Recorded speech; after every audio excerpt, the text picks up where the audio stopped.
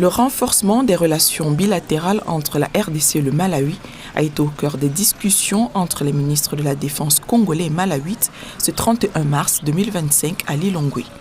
Compte tenu de l'insécurité persistante à l'est de la RDC, les deux parties ont souligné la nécessité d'intensifier leur coopération militaire, notamment par le biais de formation et d'échanges d'expertise.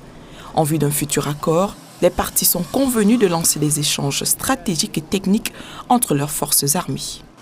Dans une démarche de coopération militaire, le cas échéant, la RDC pourrait intégrer les nouveaux axes de collaboration tels que l'échange d'expériences dans le domaine militaire, la logistique, l'organisation des entraînements conjoints, ainsi que l'assistance mutuelle en cas d'agression. Ce 31 mars, la mission de l'Organisation des Nations Unies pour la stabilisation en République démocratique du Congo, MONUSCO, a réitéré son soutien au FARDC dans la protection des civils en Ituri, une province ciblée par les violences des groupes armés.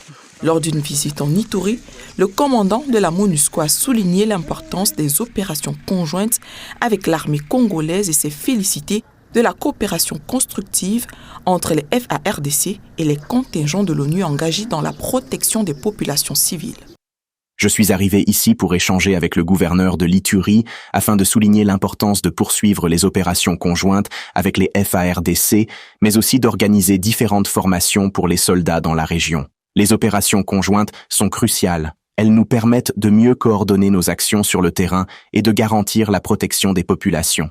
Nous appliquons également le chapitre 7 de la Charte de l'ONU qui autorise des mesures de protection des civils dans des situations de conflit armé.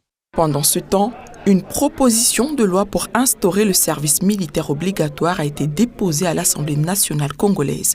Le projet a été présenté ce 31 mars 2025 devant la Chambre basse du Parlement après l'intervention du président de l'Assemblée nationale lors de l'ouverture de la session ordinaire. L'initiative émane du député Claude Missaré, élu d'Ouvira, dans la province du Sud Kivu, qui explique sa proposition par la nécessité de consolider les effectifs militaires face aux difficultés que connaît l'armée congolaise depuis de nombreuses années, notamment à l'est du pays. En tant que Muzalendo, j'ai considéré ça comme une opportunité parce qu'avec ce que nous connaissons au sein de notre armée, l'infiltration, beaucoup de trahison, je me suis dit que si on instaurait ce service militaire obligatoire, peut-être que notre pays serait protégé parce qu'on suppose qu'après 5 ans ou 10 ans, on pourrait avoir même un élément formé par ménage et sur le plan militaire, ça pourrait sécuriser notre pays. La rébellion du M23 et 3000 à 4000 soldats rwandais, d'après l'ONU, affrontent l'armée congolaise depuis plus de 3 ans maintenant, avec l'escalade récente qui a bousculé le pays dans une situation critique, déclenchant une grave crise humanitaire. Malgré de multiples efforts visant à rétablir la paix, déployés par plusieurs parties, le contexte actuel reste alarmant dans l'est de la RDC.